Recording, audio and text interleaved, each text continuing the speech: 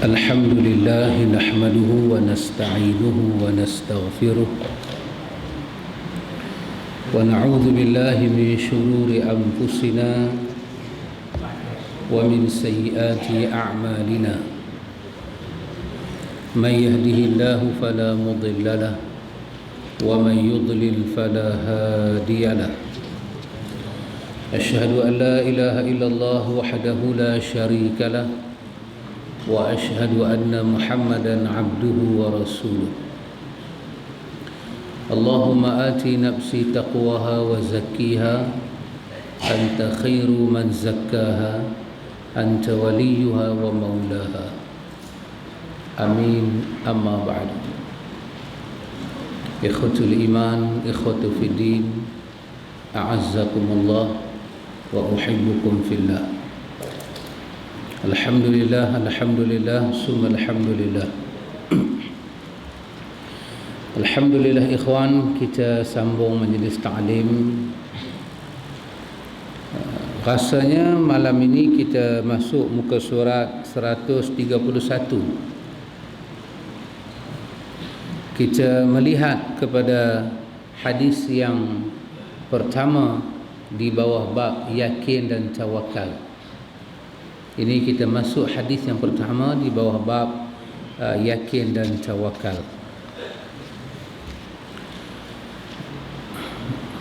Di sini dia kata, dan ayat-ayat tentang fadilat tawakal juga banyak dan terkenal. Sedangkan hadis-hadisnya, ini Imam An-Nawawi nak masuk kepada hadis-hadis yang menceritakan tentang yakin dan tawakal. Yakin dan tawakal. Islam itu dimasuki dengan yakin, sehinggakan keyakinan itu tidak boleh dibuang hanya dengan keraguan. Hanya kita meragu sesuatu, kita nak buang yakin terhadap sesuatu, itu tidak boleh. Bahkan keyakinan itu mesti mengatasi keraguan dalam iman kepada Allah, dalam rukun-rukun iman, dalam rukun Islam, dalam kita beribadah mewujudkan ihsan kepada Allah. Yakin itu mesti mendahului segala-gala. Ikhwan, Imam Nawawi memasukkan hadis yang pertama dalam bab ini, iaitu hadis daripada Ibnu Abbas radhiyallahu anhuma.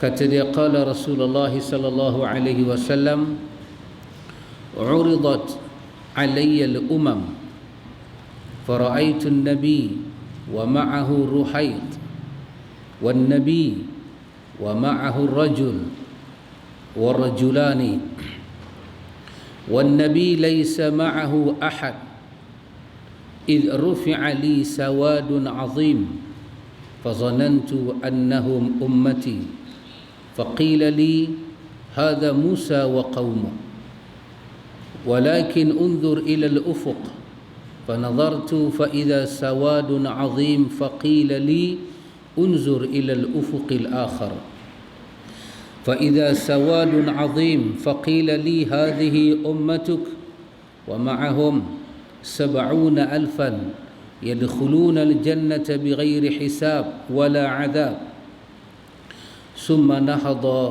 فدخل منزله فخاض الناس في أولئك الذين يدخلون الجنة بلا حساب ولا عذاب فقال بعضهم فلعلهم الذين صحبوا رسول الله صلى الله عليه وسلم وقال بعضهم فلعلهم الذين ولدوا في الإسلام فلم يشركوا بالله وذكروا الأشياء فخرج عليهم رسول الله صلى الله عليه وسلم فقال ما الذي تخوضون فيه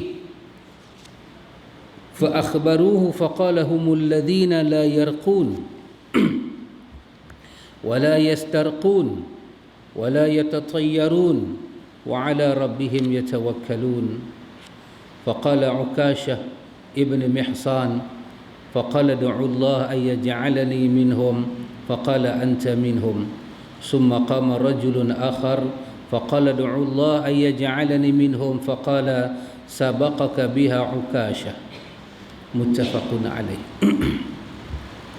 Ini ikhwatul iman, hadis awal Imam Nawawi bawa kepada kita berkenaan dengan yakin dan tawakal. Hadis ini daripada Ibnu Abbas radhiyallahu anhuma. Dia berkata bahawa Rasulullah sallallahu alaihi wasallam bersabda, telah dinampakkan kepada aku umat-umat manusia, maka aku melihat seorang nabi yang diiringi oleh kelompok orang, seorang nabi bersama satu orang dan dua orang. Nabi kata, Allah memperlihatkan kepada aku umat dulu dan nabi mereka. Ada Nabi kata, aku melihat faraaitun nabi, aku melihat ada nabi sebelum aku, ma'ahu ruhai, dia ini ada orang yang mengikut dia, golongan yang kecil, 3 orang sampai 10 orang, ada orang ikut dia banyak tu.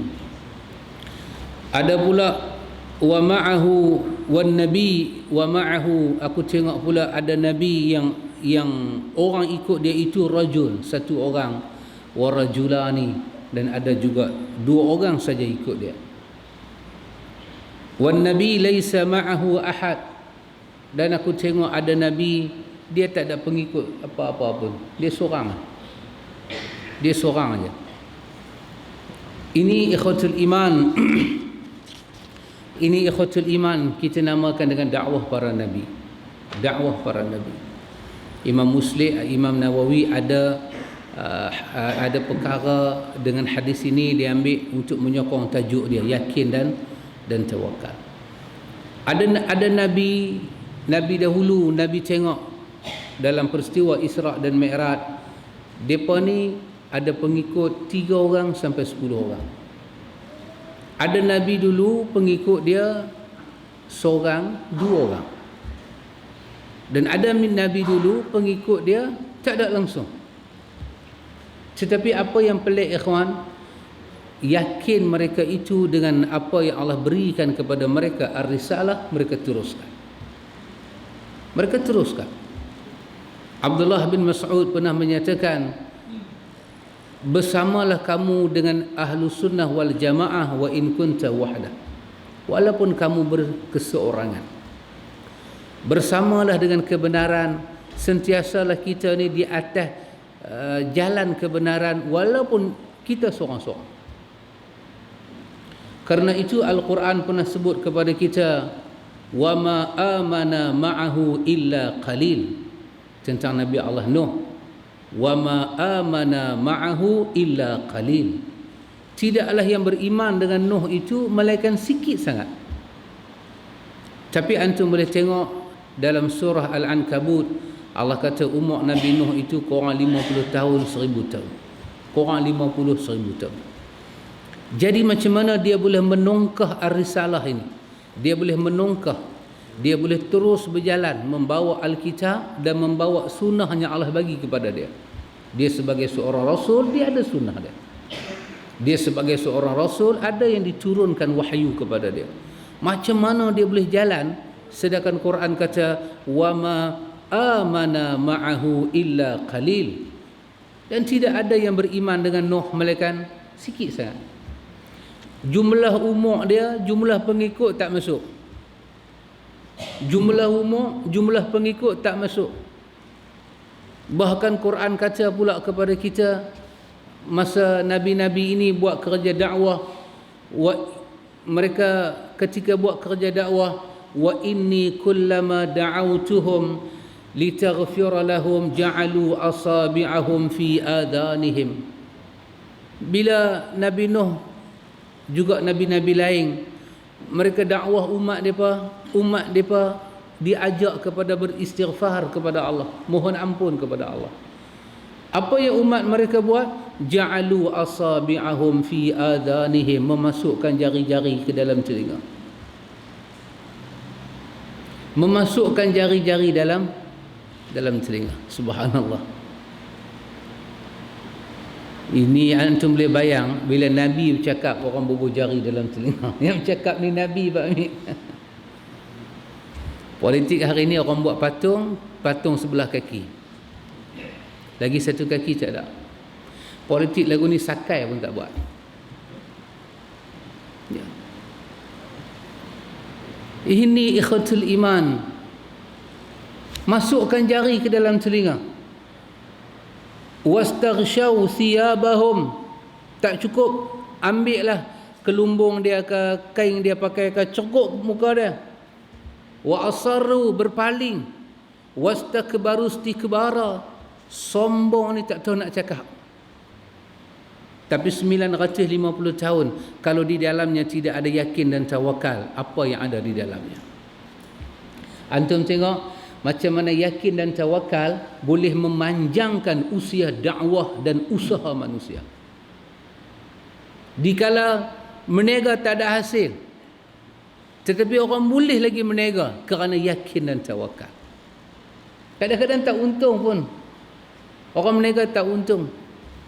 Tapi kerana dia yakin satu masa nanti tempat yang dia duduk menega ni, mereka nak perbesar jalan, kedai dia kerajaan akan ambil, mereka akan ganti satu kedai yang baru. Di atas yakin dan tawakal tu, dia menega walaupun orang tak masuk kedai dia.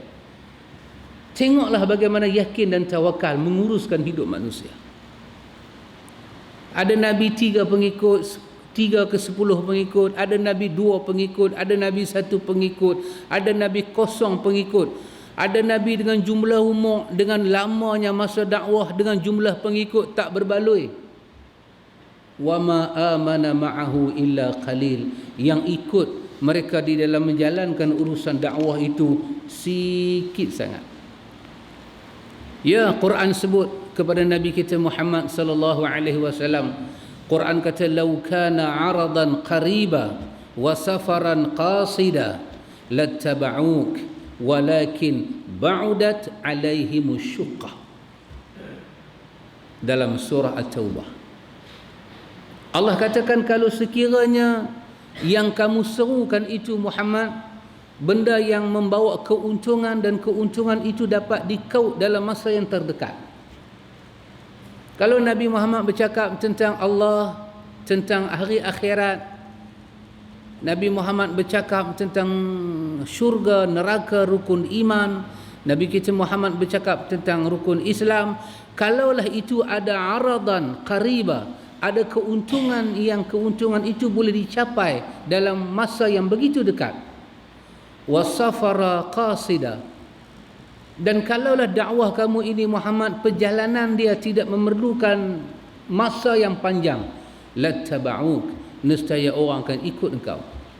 Walakin ba'udat alaihim syuqqah, tetapi apa yang kamu nak tuju itu terlampau jauh yang menyebabkan mereka rasa begitu sukar untuk ikut kamu wahai Muhammad. Tapi subhanallah, para nabi ada hati yang bersih ikhwan. Daripada bab mula kita belajar bab apa itu? Bab ikhlas. Mereka memiliki hati yang ikhlas. Dan selalulah kita di dalam majlis Ahlus Sunnah ini kita katakan Allah menerima kita dengan ikhlas dan mutabaah Nabi, ikhlas dan mengikut Nabi. Di dalam ikhlas ada keyakinan, di dalam ikhlas ada tawakal. Manusia bersih hati ketika memegang amanah sebagai hamba di sisi Allah, dia jalan. Subhanallah ikhwatul iman. Karena itu Nabi menyatakan, Allah suruh Nabi katakan, qul hadhihi sabili ad'u ila Allahi ala basirah. Katakanlah Muhammad, inilah jalan aku. Aku mengajak kamu kepada Allah ala basirah, di atas keterangan, di atas penjelasan. Mata nampak, hati perut pun nampak. Yang Nabi Muhammad bawa itu apa? Nampak. Tetapi manusia tak mau ikut bukan pasal dia tak nampak, sebab dikatakan pasal apa? Hati dia itu ada masalah. Hati dia ada masalah. Siapa yang tak tahu wanita mana Islam duduk di Malaysia ni tak tahu bertudung tu wajib. Laki-laki Muslim mana duduk dalam Malaysia tak tahu kata berjudi itu haram. menghina orang itu haram. Kempen pilihan raya menghina orang mati itu adalah kerja haram. Siapa tak tahu? Tapi pasal apa buat juga.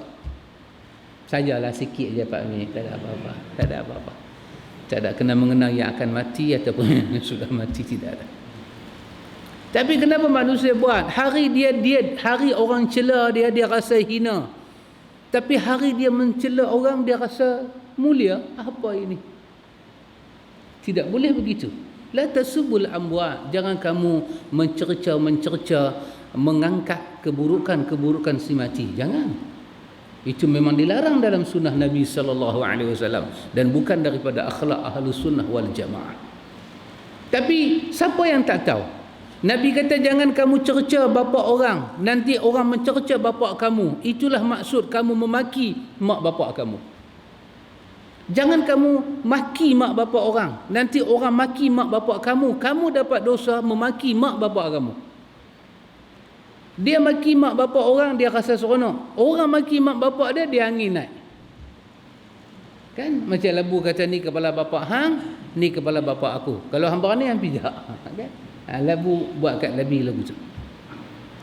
Tidak boleh. Tapi kenapa manusia tidak boleh tunduk kepada perintah-perintah Allah? Ya, manusia ada jiwa yang berperang dengan kebenaran. Dia seronok, keseronokan yang ada dalam jiwa manusia. Pasal itu Quran menyatakan innamal hayatad dunya mata'ul ghurur. Dia satu game, satu keseronokan yang akan menyebabkan kamu tertipu. Betul. Dia satu keseronokan, hina orang, maki orang, tipu orang, kejam pada orang. Dia macam, dia satu benda yang sangat seronok. Sangat seronok. Sangat seronok dengan dunia. Tetapi dia ghurur. Dia ada bahagian menipu kamu. Dan kamu akan menyesal di hari akhirat nanti. Khasirat dunia wal akhirah. Zalika huwal khusranul mubin. Terkadang-kadang kamu menyesal tak sampai akhirat, dunia lagi kamu menyesal. Kalau dunia kamu menyesal, akhirat kamu diazab lagi. Demikian itulah dua kerugian yang sangat nyata. Ikhwatul iman, kerana itu Nabi sallallahu alaihi wasallam menyatakan ad'u ila Allah ala basirah. Aku mengajak kamu kepada Allah dengan basirah. Kerana itu ikhwan, bahagian perenggan ini kita baca pada awal hadis ini, kita telah dapat satu gambaran betapa agama Islam, iman yang datang kepada kita ini, dia datang dengan memakan masa yang panjang dan dia datang dengan memakan pemikiran, kepenatan, tenaga, peluh, riang para anbiya. Agama yang datang kepada kita ini ikhwan, dia bukan datang seperti bulan jatuh ke riba, berleha-leha jatuh ke riba, tidak. Dia tidak datang dengan begitu mudah, tidak. Dalam hadis Bukhari dan Muslim daripada Khabab bin Arad, nanti kita jumpa dalam bab sabak nanti, kada lepas dah kita jumpa. Ketika Nabi bersandar dekat Kaabah, para sahabat datang menceritakan kepenatan-kepenatan mereka. Dan Nabi menceritakan ada Nabi dahulu yang dibunuh, digergaji, disikat dengan sikat besi, dibelah dua. Namun mereka tidak lari daripada agama Allah. Antum tengok, Nabi dulu nak bawa Ar-Risalah ini datang kepada kita, itulah pertaruhan dia. Itulah pertaruhan dia. Nyawa, darah. Quran menceritakan bagaimana keluarga Nuh alaihi salam pecah. Keluarga Lut pecah dalam surah Tahrim. Daraballahu mathalan lilladhina kafaru imra'ata Nuh wa imra'ata Lut. Allah memberi contoh pada orang kafir, isteri Nuh dan isteri Lut. Fakhanatahuma, isteri Nuh dengan isteri Lut telah mengkhianati suaminya. Bukan khianat pergi cari jantan lain, tapi dia keluar pada masyarakat, dia kata laki dia gila. Fakhanatahuma, mereka telah khianat. Sedangkan mereka itu diletakkan di bawah dua hamba kami yang saleh, kata Allah. Kenapa berpecah keluarga ini? Kerana Nuh menyampaikan ar-risalah. Kerana Nuh menyampaikan ar-risalah tauhid, minta dijauhkan segala taghut, segala sembahan berhala, syirik, minta dijauhi. Keluarga boleh terpecah dan mereka telah berkorban Kita baca dalam surah Hud bagaimana Nuh menyatakan innahu min ahli, anak dia yang lemah itu adalah ahli aku. Allah kata innahu laisa min ahli. Untuk dakwah itu sampai kepada kita, sejarah para nabi menunjukkan pengorbanan para nabi ini bukan sikit, ikhwan. Untuk membolehkan kita tawaf di Kaabah hari ini, sejarah membuktikan apa yang berlaku kepada keluarga Ibrahim alaihissalam. Apa yang berlaku pada keluarga Ibrahim? Kita boleh tawaf Hajarul Aswad 7 pusingan. Tapi ketika kita tawaf itu, kita telah memakan jasa siapa? Siapa yang telah mengasaskan wa iz yarfa'u Ibrahimul qawa'ida minal baiti wa Ismail? Siapa yang mengangkat binaan asas ini? Bukan kita, bukan pak kita, bukan cuk kita, bukan keturunan kita, tetapi peluh ayak mata Nabi yang bernama Ibrahim dan anaknya Ismail dan isteri dia Hajar. Tapi kerana keyakinan mereka kepada Allah, mereka di atas kebenaran, al-haqqu min rabbika fala takunanna minal mumtarin, tawakal mereka yang tinggi kepada Allah, mereka menjalankan usaha itu. Kita boleh wukuf di Arafah, kita boleh bermalam di Mina, di Muzdalifah, kita boleh melontak di Jamrah. Atas usaha siapa? Para sahabat berjalan daripada Mekah menuju ke Madinah. Mereka lah yang mengasaskan awal manasik haji, pertuntunkan kepada kita.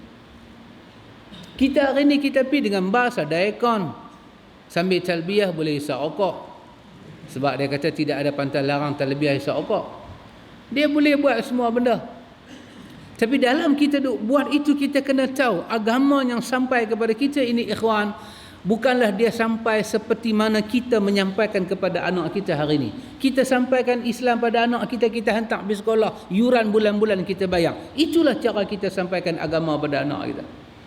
Begitu mudah. Orang putih kata easy come, easy go. Betul ya Masyarik nah?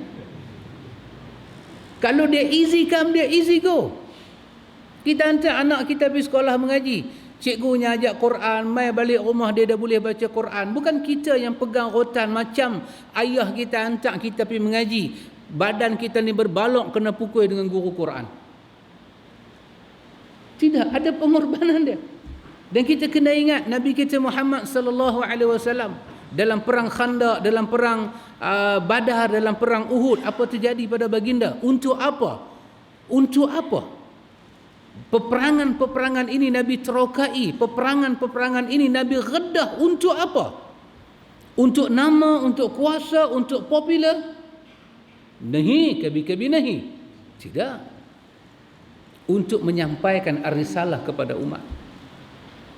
Yang kita baca di dalam riwayat ikhwatul iman, ketika turun ayat al-yawma akmaltu lakum dinakum wa atmamtu alaikum ni'mati wa raditu lakumul islam dina. Posisi yang pertama, inilah hari para sahabat tunggu kesempurnaan agama. Dan hari itu telah sampai. Dan hari itu adalah hari raya. Subhanallah. Sehingga kan seorang Yahudi berkata kepada Umar, seorang Yahudi yang ulama hadis kata nama dia Ka'bul Ahbar, dia berkata kepada Umar, kalau ayat ini turun kepada kami, kami jadikan ayat itu, hari turun ayat itu sebagai hari raya. Umar kata tak payah, kami telah berhari raya dengan hari itu dan dengan tempat ayat itu diturunkan.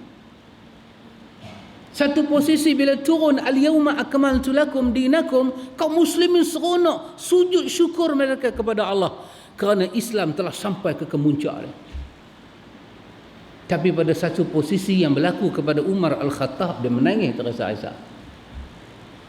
Umar Al-Khattab menangis teresa-esa. Nabi kata, ma yubkik. Tangisan ini untuk apa? Apa yang menyebabkan tangisan ini berlaku, wahai Umar? Abkani. Aku menangis ini kerana ya Rasulullah, inna kunna fi ziyadah min dinina. Kerana agama ini telah sempurna. Tetapi setiap kali benda itu sempurna, akan nampak sesuatu akan hilang. Nabi kata, sadaqata ya Umar, benar kamu wahai Umar. Umar menangis kerana yang membawa agama itu akan dipanggil balik bertemu dengan Allah. Yang ni salah satu kita belajar pada perenggannya awal, ikhwan. Kalau beginilah agama yang sampai kepada kita, ikhwan, setelah agama ini sampai dengan bukan kata darah manusia yang paling baik, anbiya, para rasul. Dalam hadis Bukhari Muslim tadi, dibelah mereka dua, digergaji mereka, disikat dengan sikat besi. Ni turun habis segala daging-daging mereka. Kalaulah begitu pattern Islam datang kepada kita, adakah kita nak pegang Islam itu, pegang macam kita punya pegang? Kita belajar sunnah, mai satu tempat kita bagi excuse. This is my excuse. Hari ni saya tak boleh berpegang dengan agama, so jangan kata apa kat saya. Minggu depan saya rasa saya kuat, saya nak pegang. So pun jangan kata apa kat saya. Adakah macam tu cara pegang? Nak bagi rasa kita ni telah makan jasa orang. Bila dikatakan Islam sempurna, Islam telah sempurna, cukup dah nikmat Allah, dan paling dahsyat, waraditu lakumul Islam madina, package sunnah itu lengkap. Telah lengkap. Bila sunnah sampai pada kita, kita nak pegang macam mana? Ada Nabi dakwah tak ada orang ikut.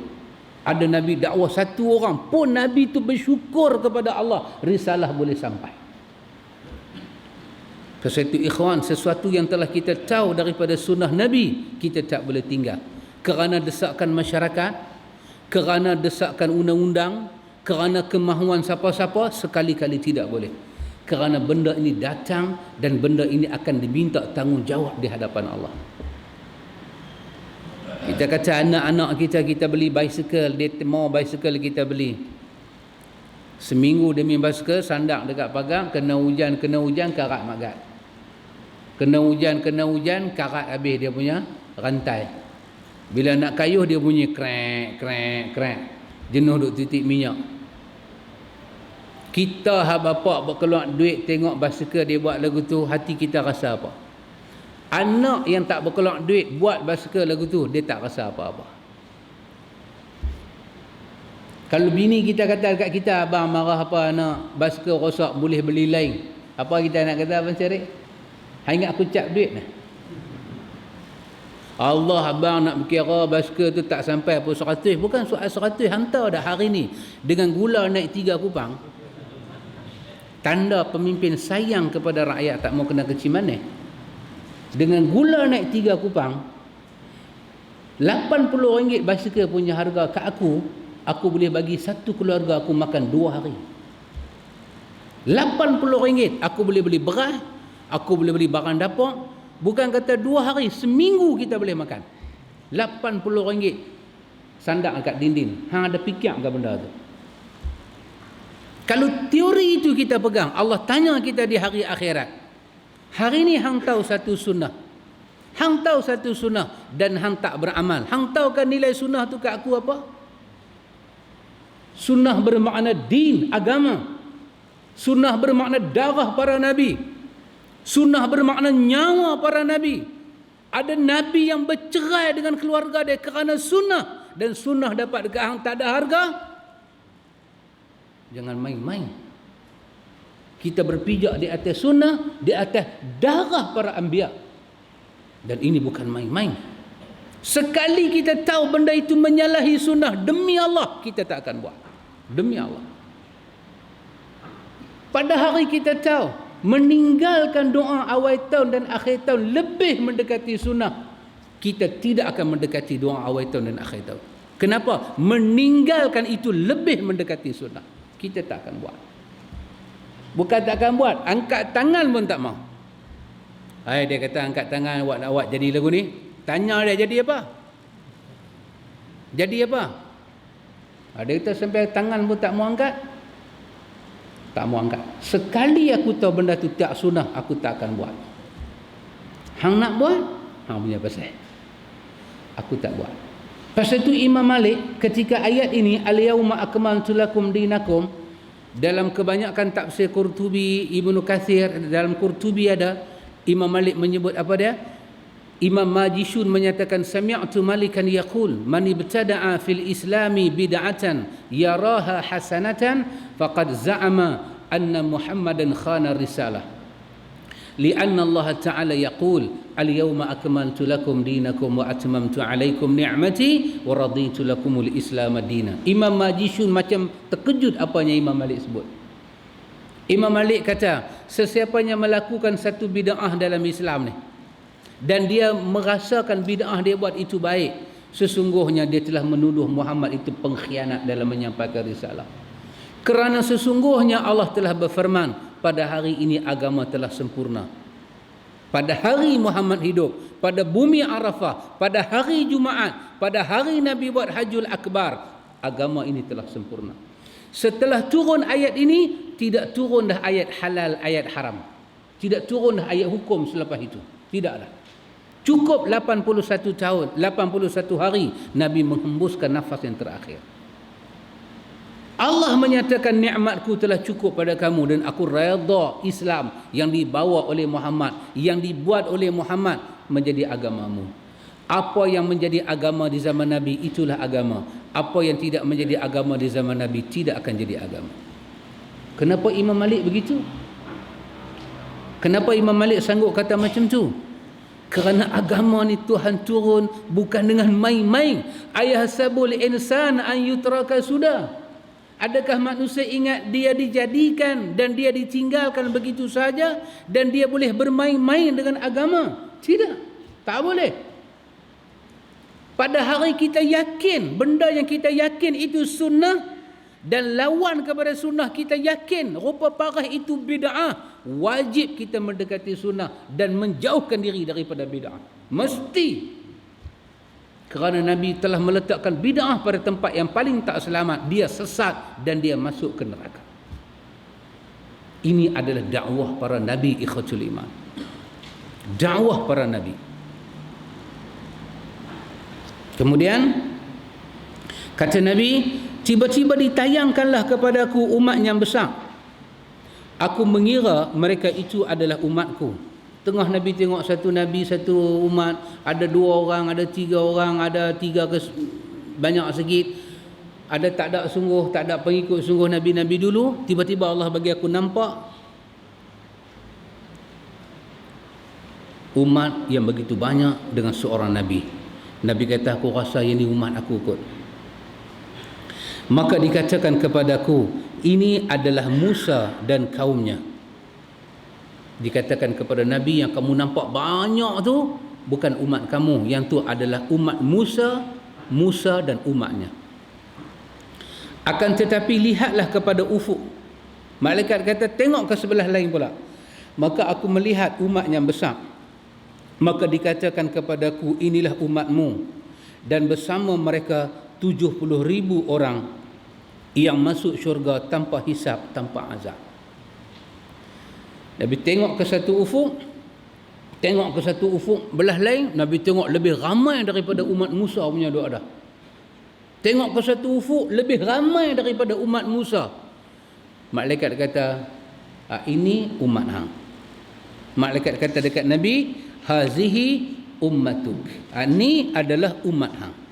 Ni umat hang. Dan umat hang ni ada istimewa Muhammad, bersama dengan 70,000 umat hang ni, mereka ni masuk syurga tanpa hisab, tanpa azab.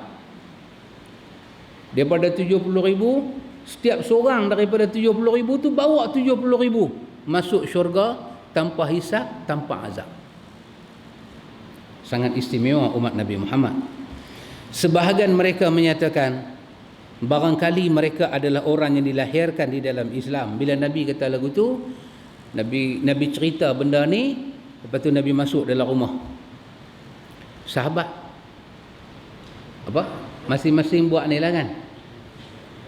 Spekulasi lah, macam lepas Sungai Limau ni kalah pasal apa, menang kot mana, spekulasi lah. Masing-masing duk postmortem macam mana kita ni, postmortem balik. Bila Nabi masuk dalam, masing-masing duk, siapa dia yang 70,000 tu masuk syurga, azab tak ada, hisab tak ada. Masing-masing duk mengandai. Ada yang kata depa ni orang yang dilahirkan dalam Islam, jadi tak pernah melakukan syirik sikit pun, dan mereka menyebut kemungkinan yang lain. Depa kata gamaknya kita kot nah. Gamaknya kita kot dah 70,000 tu ni di kalangan sahabat ni duk sembang. Kita kot. Pasal kita ni sahabat Nabi, kita ikut dia. Hak lagi satu kawan pula kata, dak kot. Mungkin anak pinak kita kot. Anak pinak kita tak sama macam kita. Depa beranak-beranak dah Islam. Kita beranak-beranak ni tunggi langgang dulu, baru dapat Islam. Mungkin anak-anak kita kot. Depa pula tak syirik macam pernah kita duk jumpa jahiliah-jahiliah ni. Jadi banyak ihtimal yang berlaku tu banyak. Kemudian Rasulullah sallallahu alaihi wasallam keluar menemui mereka dan bersabda, apa yang kalian perbincangkan? Nabi kata, apa dia ni? Nabi kata, apa dia ni? Mereka menceritakan kepada Nabi, maka beliau bersabda, yang masuk syurga, yang malaikat kata tu umat kamu di ufuk sana lebih banyak daripada umat Musa, lebih banyak. Dan daripada umat kamu yang banyak tu 70,000 orang masuk syurga tanpa hisab dan tanpa azab. Setiap seorang daripada mereka boleh bawa pula 70,000 lagi tanpa hisab, tanpa azab. Nabi kata, hampa tahu tak siapa dia 70,000 tu? Tahu tak siapa dia? Ni aku nak cerita. Mereka masuk syurga ni pasal ni lah. Apa dia? Mereka adalah orang yang tidak meruqyah. Mereka adalah orang yang tidak meruqyah. Apa dia? Jampi lah. Tidak menjampi. Dan tidak minta dijampi. Mereka ni satu orang yang tak ruqyah. Tak ruqyah maksud dia mulut dia ni tak pernah jampi siapa-siapa. Dan dia pun tak pernah minta siapa-siapa jampi dia. Ini dalam riwayat Imam Muslim ni. Mereka tu tak pernah buat tatayyarun. Mereka ni tak pernah buat khurafat, percaya dekat burung. Tengah-tengah malam pukul 2 pagi burung hantu duk kokok. Oh, dia kata, yang ni yang kalah Sungai Limau ni. Dia kata, dia percaya macam tu. Tatayyarun. Kita duk ingat orang tak percaya kan, tapi kadang-kadang ada orang percaya. Ni apa pula ni? Dia buka-buka pintu tengok katak lompat. Dia kata dah berapa puluh tahun duduk rumah ni katak tak pernah lompat. Macam mana katak main lompat depan pintu? Dia duduk raplah. Dia pegang dia duduk fikir. Dia kata apa ni? Mengaji pun tak main. Pasal katak lompat. Nabi kata dia ni tak pernah percaya dengan burung, tak pernah percaya dengan benda, tak pernah percaya. Dan kepada Rabbnya mereka bertawakal. Ini depa punya ciri-ciri depa masuk syurga. Depa masuk syurga pasal depa tak pernah ruqyah, depa tak pernah minta diruqyah. Depa masuk syurga pasal depa ni tak terlibat dengan percaya pada burung-burung. Anda tengok di bawah tu dia kata meyakini bernasib sial berdasarkan arah terbang burung, suara burung, kedatangan burung dan sejenis dari tanda-tanda yang tidak dibenarkan oleh syariat maupun oleh akal. Sedang ruqyah adalah mengubati dengan doa. Dia pun ni tak pernah terlibat dengan burung-burung, tak pernah. Dulu saya ingat zaman saya dulu ni ada dia timai dengan basker pelantak boleh buka belakang tu, satu Bengali tu dia titak burung kakak tua warna hijau dia tu, ambil daun pakau. Apa tu lagi masa tu orang Melayu jangan cakap lah kan nak cari jodoh lah, nak cari apa kat, jangan cakap lah masa tu. Dan masa tu pun agama tak berkembang. Mereka ni tak terlibat dengan benda ni semua. Dan bila jadi apa-apa mereka bertawakal kepada Allah. Ini lah tajuk An-Nawawi, kerana ada dalam hadis ni wa ala rabbihim yatawakkalun. Nawawi gantung dengan tajuk dia yakin dan tawakal kepada Allah. Dalam Nabi duk cerita dia ni masuk syurga pasal benda ni, maka Uqashah bin Mihsan berdiri. Dia kata mohon Rasulullah berdoa agar dia menjadikan saya termasuk daripada mereka. Uqashah kata, ya Rasulullah, ud'ullah, mintalah kepada Allah ayyaj'alani minhum, supaya saya masuk dengan sifat-sifat tadi itu, dan 70,000 hak masuk syurga tu saya seorang lah. Tolong ya Rasulullah, saya minta ni. Maka Rasulullah berkata, engkau dari mereka. Allahu Akbar. Nabi kata dekat Uqashah, engkau dari mereka. Jadi kita ni kalau ada anak, mabuh nama Uqashah. Mabuh nama Uqashah. Jangan buat nama-nama Labu, Labi, Tak usah. Buh nama Ukashah. Mudah-mudahan nama hak baik-baik ni. Tak usah duk pening kepala. Tak usah duk pening kepala. Duk beli buku 300 indahnya nama. Kan duk pergi tengok ni hadis Imam Muslim. Ukashah. Buh nama Ukashah. Mudah-mudahan ya Allah tumpahlah berkat dia ni mai kat anak aku. Kita didik anak kita elok-elok, mengaji ahlu sunnah wal jamaah, kita asuh mereka dengan tawakal. Mudah-mudahan mereka jadi orang yang baik. Doa, kadang-kadang nama ni dia jadi macam doa dan dia ada kena mengena dengan kita hari-hari ni.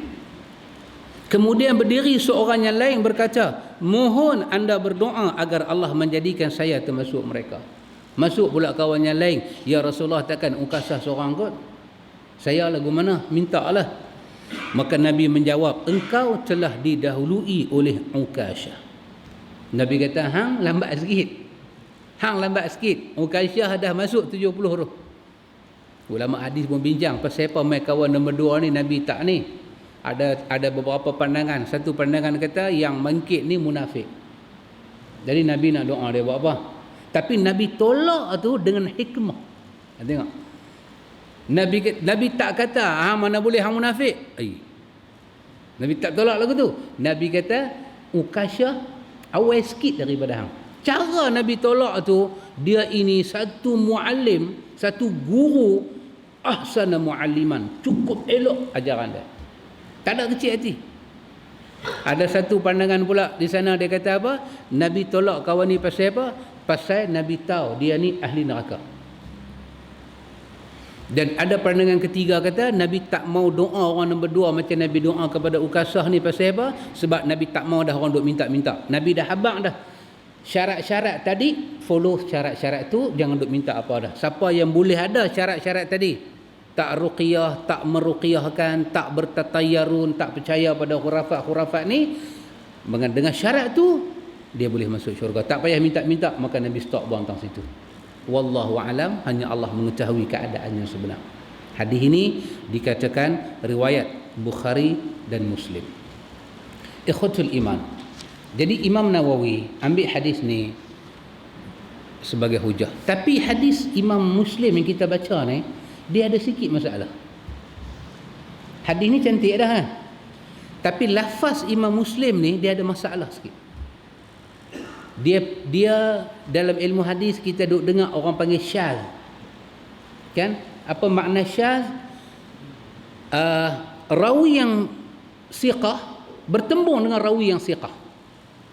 Hadis itu hadis sahih, tetapi dia bertembung dengan hadis sahih yang lain. Maka menyebabkan dari segi hujah kita tak boleh ambil dia. Kita kena ambil hadis yang lebih sahih. Rawi yang siqah bertembung cara cerita dia, cara riwayat dia dengan rawi yang lebih siqah.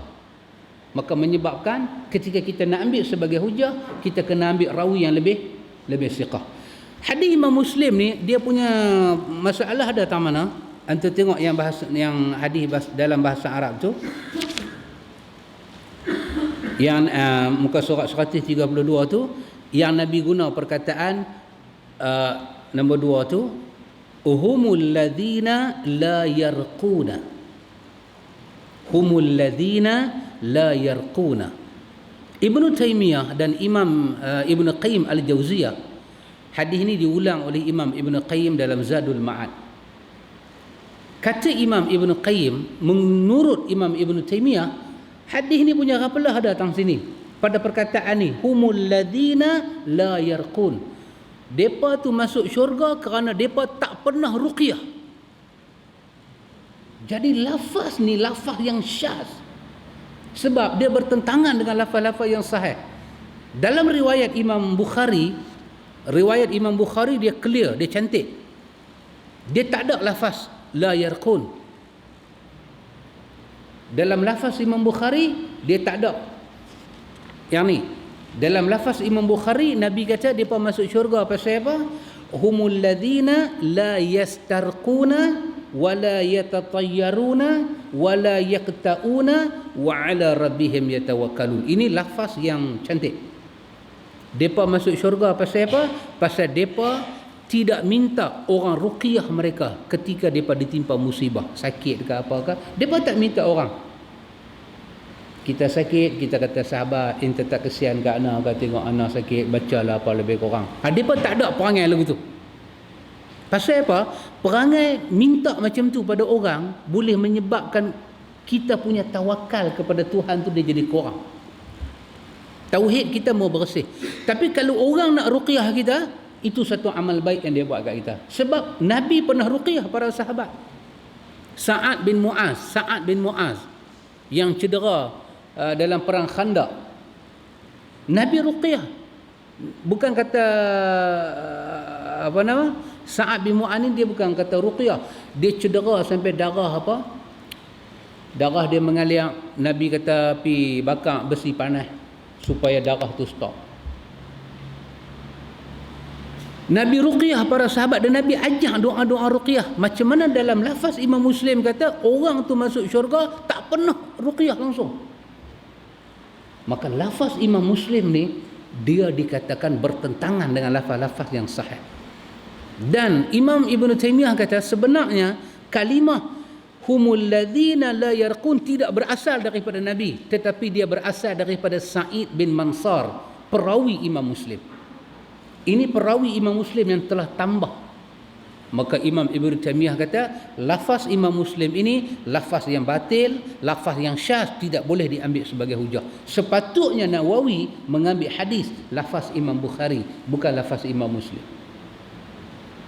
Boleh faham tak? Kasih faham seorang-seorang. Ni jangan duk cerita ke orang lah, ni rahsia kita. Dia kata hang tengok dia tu buat gila, dia baca Riyadhus Shalihin pun dia duk kata lebih kurang lah. Ini yang tak mau main IQ ni. Kan dia cari hujah. Tak, ini secara ilmu dia macam tu. Secara ilmu dia macam tu. Maka lafaz ini ada sedikit.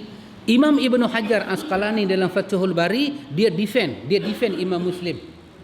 Dia defend Imam Muslim. Dia kata tak, dia kata lafaz ni tak ada masalah. Lafaz Imam Muslim ni tak ada masalah. Sebab kalaulah Sa'id bin Mansar yang tambah lafaz ni, dia tak merosakkan hadis. Ibn Taymiyah kata apa nak guna, dia pun tak duduk satu zaman kan. Ni hujah dalam kitab masing-masing lah. Ibn Taymiyah kata mana boleh tak ada masalah. Lafaz yang dia guna la yarqun, sekali-kali mereka tak ruqyah, bermakna dia menafikan ruqyah itu wujud. Sedangkan jampi ni Nabi buat. Jampi ada dua jenis. Satu jampi yang syar'iyah, satu jampi yang mamnu'. Satu jampi yang kita dibenarkan terlibat dengan doa-doa Nabi aja. Lagi satu jampi yang dilarang. Jin aku tahu saya usul hang. Dia bagi tahu dia tahu. Jin tu kata hang siapa? Tok aku. Hanya hantar saya usul aku. Awak ingat aku tak tahu hang siapa? Kemarin hang kencing berdiri. Jin bagi tahu dia kencing berdiri. Malu dah tutup muka. Apa dia kata pecah rahsia lagu tu? Jampi macam ni mamnu', kita dilarang. Puja dewa. Tetapi ruqyah dengan makna kita membaca apa Nabi baca. Apa Nabi baca kita baca doa, itu boleh. Tapi lafaz Imam Muslim ni seolah-olah yang tu pun tak boleh. Maka kerana itu dia jadi syaz. Maka lafaz ini dikatakan syaz secara lafaz, matan, dan syaz secara sanad. Maka tak sebelah. Habis kita hadis ni tetap ada juga riwayat Imam Al-Bukhari. Sama, lebih kurang cerita dia macam tadi. Cuma dalam lafaz Imam Bukhari, Nabi sebut apa dia? Mereka masuk syurga pasal apa? Yang pertama, pasal mereka tidak meminta mereka diruqyah. Maksud dia ketika dia ditimpa musibah, dia tak minta orang meruqyah dia. Tapi kalau orang ruqyah dia, alhamdulillah. Ruqyah orang sakit, satu kebaikan. Orang sakit minta dia diruqyah, kedudukan dia macam peminta sedekah. Jadi kedudukan macam minta sedekah tu patut kita dengan Tuhan. Ya ayyuhan nas antumul fuqara'u ila Allah wallahu ghaniyyun hamid. Manusia hampa semua beggars, fakir, hampa sentiasa ada hajat dengan Tuhan. Hampa kena minta kepada Allah. Hampa mesti mau minta kepada Allah. Lafaz Imam Bukhari, mereka itu tidak minta diruqyah. Tapi kalau orang ruqyah mereka, satu kebaikan. Pasal apa dia tak mau ruqyah? Dia takut. Bila kawan tu ruqyah, tiba-tiba dia baik. Cerita apa nak buat? Allah, dia kata, ustaz main-main jampi aku. Tengok aku boleh lari dah. Kan? Daripada dia dengan ustaz tu elok, lepas kes tu dia mula cium tangan. Dia mula cium tangan tu, dia percaya apa? Ada satu benda yang tak apa cantik. Jadi pasal tu kita terus minta di ruqyah. Demam ke apa ke, kita minta sendiri pada Allah. Kita ini orang yang meminta pada Allah. Aku sakit ya Allah, hang tolong aku. Hang pernah tolong orang lebih teruk daripada aku. Tolong aku hamba hang yang tak ada daya. La haula wala quwata illa billah. Tuhan tak bagi kita sembuh, kita merayu lagi. Tawakal, yakin dan tawakal kita pada Allah. Di atas nama dia yang bagi sakit, bagi sembuh, dia boleh sembuhkan urusan kita. Yang kedua, Imam Bukhari punya lafaz wala yatatayyarun. Depa ni tidak terlibat dengan percaya hak tadi tahyul, khurafat. Tak ada. Tak ada. Muawiyah bin Hakam As-Sulami dalam hadis Imam Muslim, dia kata, ya Rasulullah, di kalangan kami ada yang dah masuk Islam, bomo duk pergi lagi. Ya'tunal kuhan. Nabi kata fala ta'tihim. Hang jangan ikut depa. Di kalangan kami ada yang yatatayyarun, duk percaya kepada burung. Nabi kata hang jangan. Kalau terjadi itu hanya kebetulan saja. Pergi satu bomo, kita pergi dakwah kat dia. Bomo tu kata jaga, ramai ada orang yang dakwah ke saya balik muntah darah. Hang jaga. Tuhan cukup marah kalau orang bagi nasihat kat saya. Oh, dia sound lagu tu. Jangan main-main, dia kata. Saya ni ada satu makam dengan Tuhan. Dia tak tahu kata kita ada kampung makam. Dia terlupa yang tu. Tak tahu kebetulan kawan ni pun start cerita, keluar nyonyong-nyonyong daripada rumah kawan tu, batuk-batuk, 2 titik darah keluar. 2 titik darah keluar. Adakah kita nak ghostan balik, pergi jumpa dia selamat hari raya, minta maaf zahir dengan batin? Saya dah silap tadi. Tak. Apa jadi pada kita? Kebetulan. Tuhan saja nak uji kita. Yang kedua, memang bomo tu dia guna jin jahat mesakiti kita. Hak tu aja. Dan kita mesti baca doa minta kepada Allah perlindungan daripada syaitan di kalangan jin dan manusia. Takat tu aja. Nak pergi hantar pulut kuning buah telur abuh 2 biji atas tu, nak kata betul lah mujarah. Dah. Kita pergi jumpa lagi sekali, kita kata makin teruk syirik hang kepada Tuhan. Kita tak ada pi sallu ala nabi dengan dia. Tak ada. Dia pun tak percaya benda ni semua, dia pun tak percaya. Ketiga, wala yaqtaun. Depa ni orang yang tidak berubat dengan besi panah. Dalam lafaz Imam Muslim tak ada ni. Wala yaqtaun tak ada dalam lafaz Imam Muslim. Imam Muslim ganti dengan la yarqun tadi. Maka menunjukkan keraguan di dalam sanad itu berlaku. Yang benarnya mereka tidak berubat dengan besi panah. Besi panah ni kalau orang tu berdarah, cuk, dia memang stop darah tu automatically. Darah stop. Dan Nabi, saya kata tadi, Nabi buat kepada sahabat dia tadi kan, Sa'ad bin Mu'az. Dalam peperangan tu Sa'ad luka, Nabi buat lagu tu. Maka bila kita sakit, Nabi kata jangan offer diri kita diubati dengan benda lagu tu. Kita dalam sakit, adik-beradik Arab ada benda lagu ni, kita mungkin tak ada. Adik-beradik pergi ambil besi panas, dia pergi tak atas badan kita. Kita tak usah kata apa lah, kita sakit. Membantu orang ketika sakit itu bagus. Tapi kita daripada diri kita, jangan minta kita diubati dengan cara lagu tu. Berubat dengan besi panas ni tidak dilarang, sebab Nabi pernah buat. Cuma kita tak usah minta orang ubat kita macam tu. Tak usah. Kita tak usah minta orang ubat kita macam tu. Sebab apa? Wa ala rabbihim yatawakkalun. Kita nak tawakal pada Tuhan. Rupanya dalam hidup kita ni, dia akan datang satu kawasan, dalam kawasan zon kehidupan, di mana kita akan pasrah total kepada Tuhan. Total. Kita makan ubat dah 4 jam, ikut dia punya tulisan tu, lepas 4 jam dia nanti lega sikit. Lepas 8 jam kepala kita tak lega, tak usah dah makan ubat. Tawakal kepada Allah. Dah makan dah ubat, dah makan. Ya Allah, tolong aku, ya Allah, tolong aku. Kita dah berubat dah. Ya Allah, tolong aku, ya Allah. Kadang-kadang dalam zon kawasan hidup kita, penyelesaian dalam hidup kita dengan cara tawakal ala Allah. Dia selesai. Kadang-kadang. Tapi nak pi tang situ, kita duk tanggung rebah ni kena migrain ni. Oh Allah, mata jadi biru, nak bawa kereta tak boleh dah. Dia tu bagi ubat kita telan, dia tu bagi ubat kita telan. Dia tu bagi batu bata pun kita boleh telannya. Inilah paling susah bila kita kena uji, kita nak ada tawakal kepada Allah itu susah.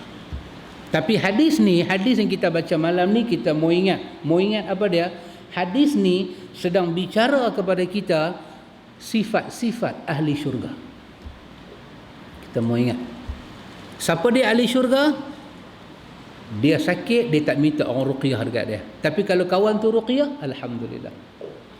Dia satu orang yang sepanjang hidup dia tak percaya dengan khurafat, dengan benda ni semua tak percaya. Apa pun jadi, kawan tu kata jaga, aku tak boleh buat kasar, aku buat alui.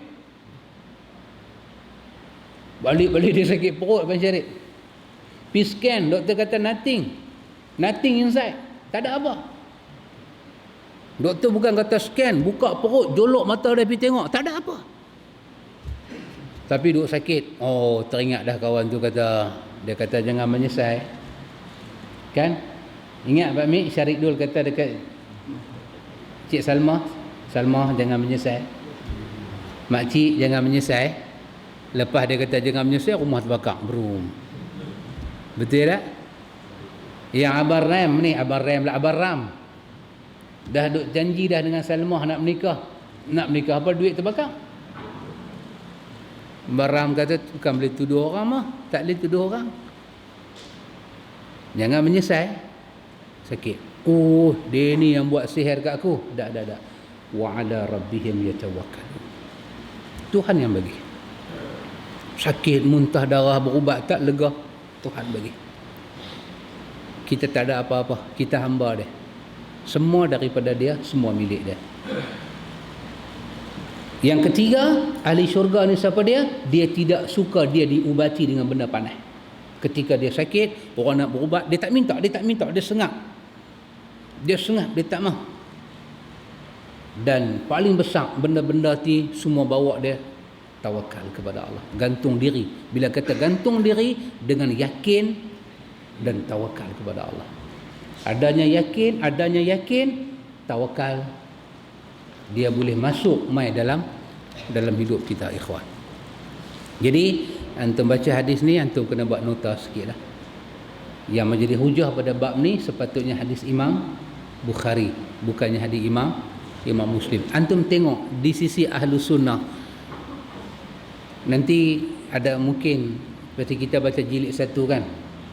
Kita nanti naik, ada lagi beberapa bab dalam Riyadhus Salihin ini, kawasan-kawasan yang kita akan terokai secara ilmu, kita betulkan balik. Awak Nawawi tak tahu ke benda tu? Dah. Ini nama dia manusia. Ini nama dia humankind. Humankind kan human being kan?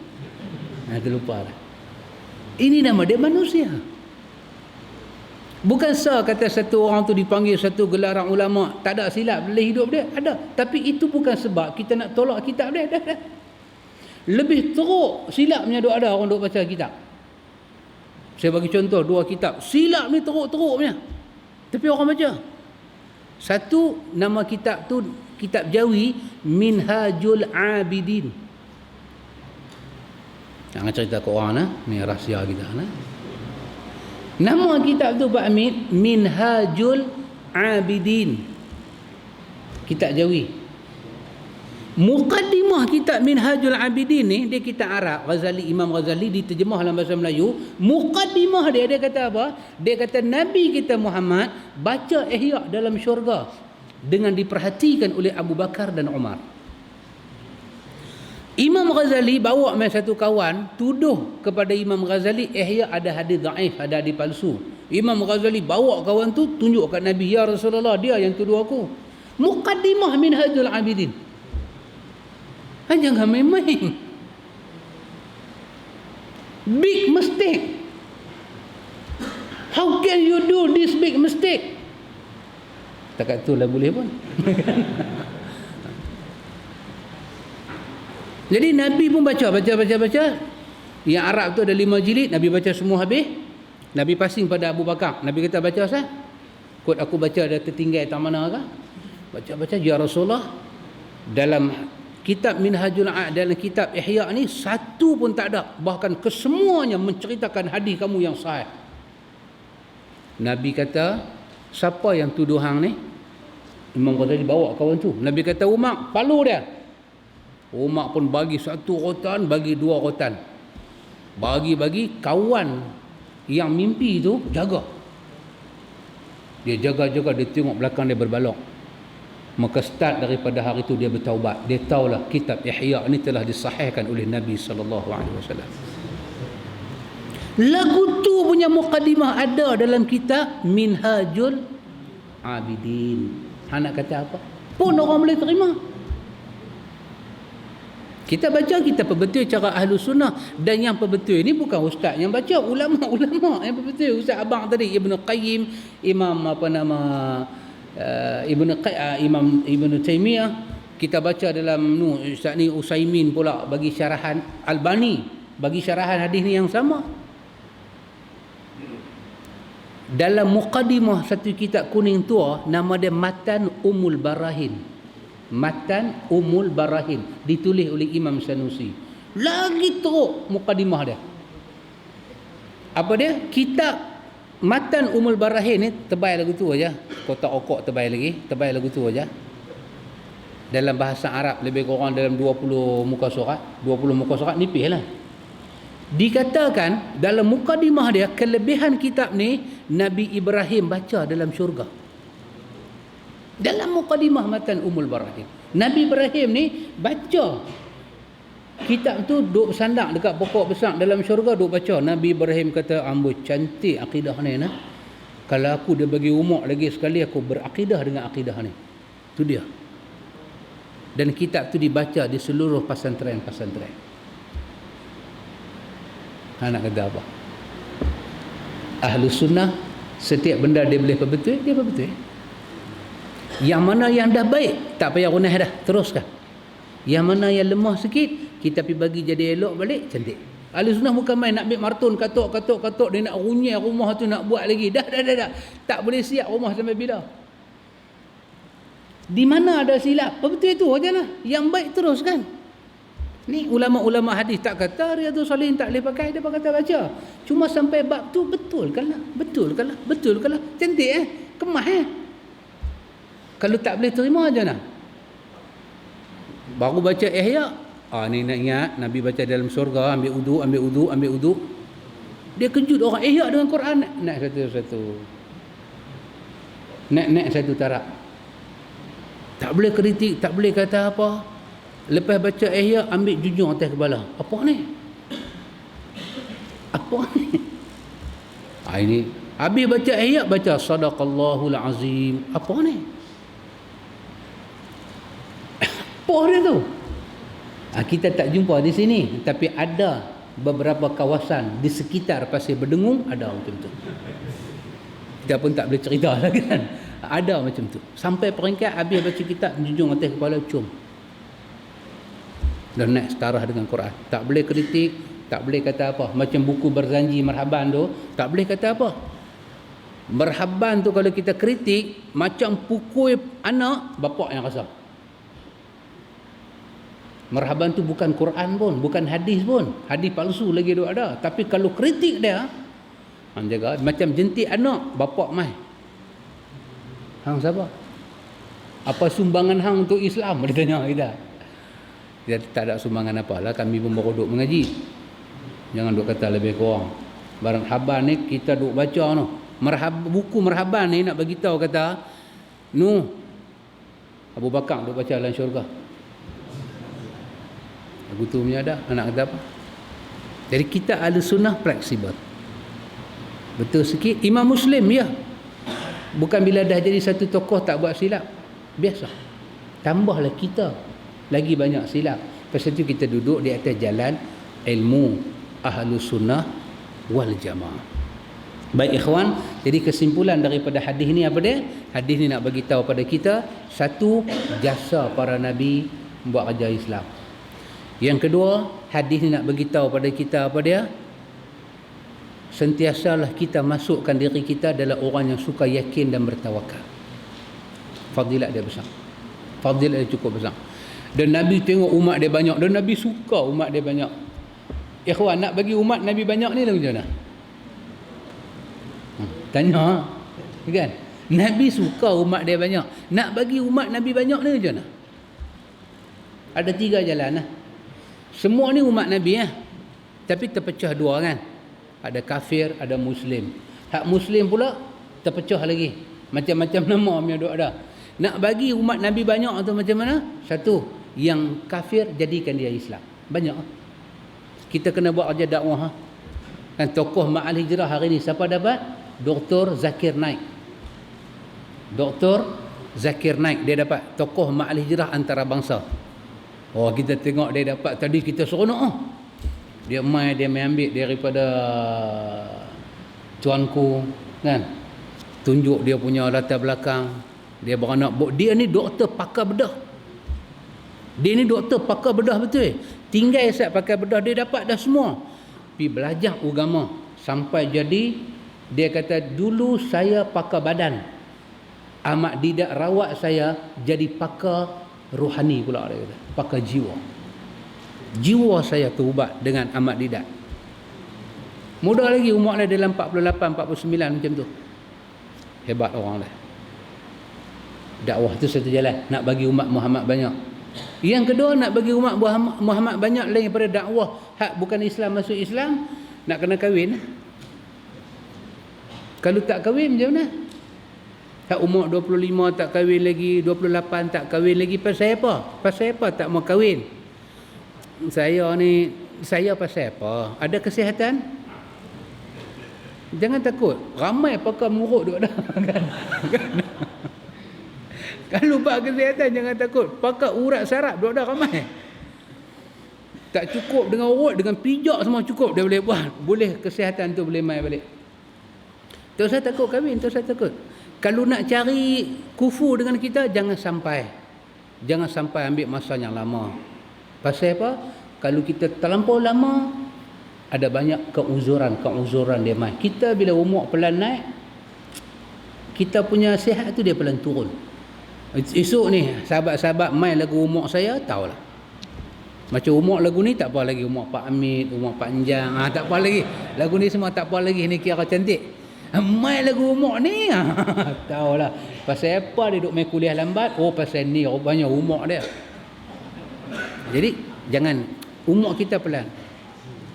Yang ketiga, nak bagi umat Muhammad, kita dah dakwah dah kahwin dah, nak bagi banyak juga, nak kena beranak.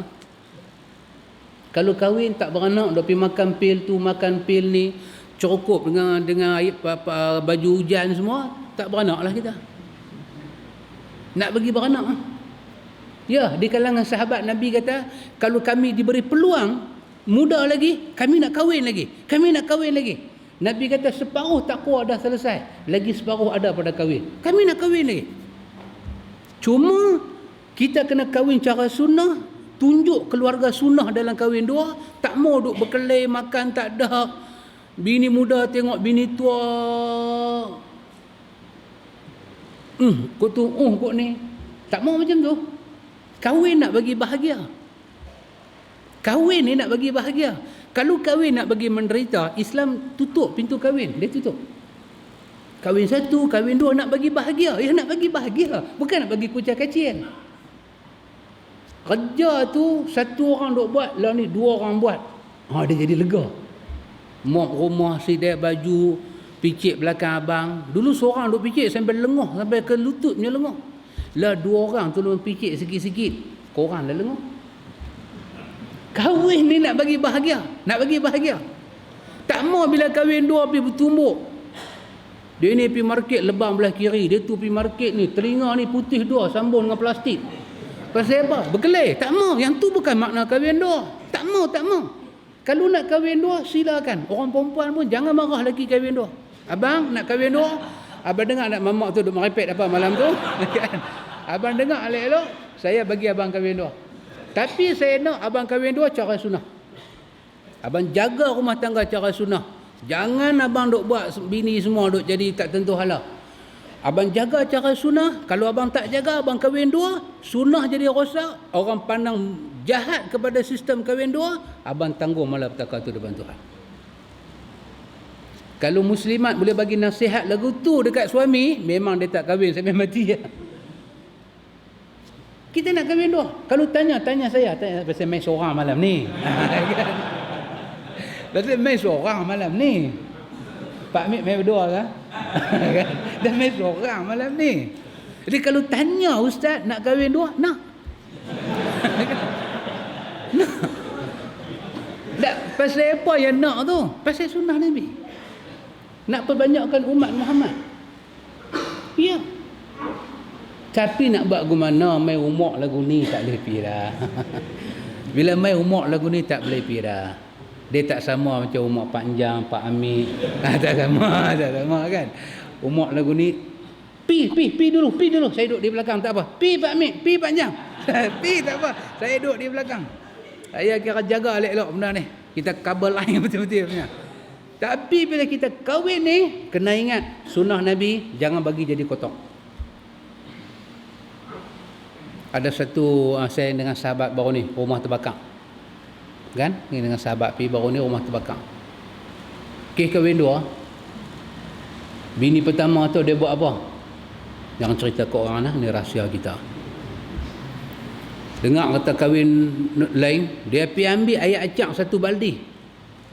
Dia ambil air acak satu baldi, usaha ambil air acak di rumah dia, buh dalam kereta. Naik kereta, jalan-jalan 50 kilo, 60 kilo, nak pergi corok kat muka bini nombor 2. Dan corok sungguh. Depan orang. Yang laki ni laki ni bila tengok bini nombor 2 kena lagu tu, main pukul lagi, dia tinggal bini nombor 2. Dia tinggal nombor 2 pasal dia takut dekat bini yang mula. Pasal macam ni lah orang perempuan duk takut kahwin. Pasal ni dia kahwin nombor 2, dia main belahak ikan sekap dekat bini mula. Dia main belahak tu keluar duri ikan sekap. Amboi dia kata, abang nak makan nasi ke? Kenyang. Makan apa kenyang? Dia kata tadi ni apa, bini mula nama Tipah, bini kedua nama apa? Senah. Nombor 3 Ani kan. Abang jamin giliak sampai mampus. Jadi yang mampu ni duduk kahwin 2, kahwin 3 sampai mampus dia beritahu. Dia main belahak. Kata tadi Tipah bagi makan ikan sekap. Tipah masak ke abang? Dah mana Tipah tahu masak, lagi kuku dia patah. Dia cakap lagu tu dengan bini tua. Bini tua duk dengar ni, kita ni masak sampai patah jari-jari. Pi bubuh besi dalam, keras macam jari telunjuk. Dia tak mau bagi patah kuku. Dia main belahak. Dia buat lagu tu, bini nombor 2 benci dengan, bini nombor 1 benci dengan orang kahwin 2. Orang kahwin 2 tak pernah buat adil. Pasal sikap tak ikut sunnah. Bukan problem pada sistem. Kalau sistem tu problem, bermakna agama problem. Agamanya bagi luar. Agama tak ada masalah. Yang duk masalah ni pokok ni. Kalau boleh kita bubuh satu nama ganti pokok kamjat ni. Depa ni ada buat apa? Tak ada apa. Orang perempuan pasal apa dia nak tentang kahwin dah? Tak ada. Tapi orang perempuan duk tentang pasal dia duk tengok dengan mata dia, ni duk jadi. Dia bagi bini 2 makan, bini nombor 1 dengan anak. Rumah gelap, bil api tak bayar. Kok ingat betapa sakaratul maut apakah? Tak ada bil api. Dia dengan bini muda baik punya duk pergi kena kambin. Kampung pelet punya kambin. Kan? Baik punya duk menyicah kambin. Bini nombor 1 dengan anak-anak duk gigit jari. Patah-patah kuku telan. Siapa suka sistem kahwin 2 macam ni? Tak mau. Nabi Muhammad orang miskin, Nabi Muhammad orang susah, dia kahwin 2. Tapi kahwin 2 tak jadi beban dalam hidup. Jadi kalau nak kahwin 2, kita kahwin 2 pasal nak perbanyakkan umat. Nak bagi banyak umat. ikut cara sunnah. Ikut cara sunnah. Jaga elok-elok. Tengok cantik-cantik semua bagi elok. Jalan. Nasihat dua-dua. Ajak dua-dua mengaji. Ajak dua-dua berkasih sayang. Ni madu hang berkasih sayang. Jangan duk pelekeh siapa-siapa. Jaga amanah Tuhan ni semua. Go ahead kahwin tu. Kan? Tapi pergi dulu. Saya lambat sikit. Kan? Kita jenis mak-mak ni setia pada yang satu. Kan? Baik. InsyaAllah lepas ni kita sambung lagi satu hadis juga riwayat daripada Abdullah bin Abbas radhiyallahu anhuma. Wallahu a'lam.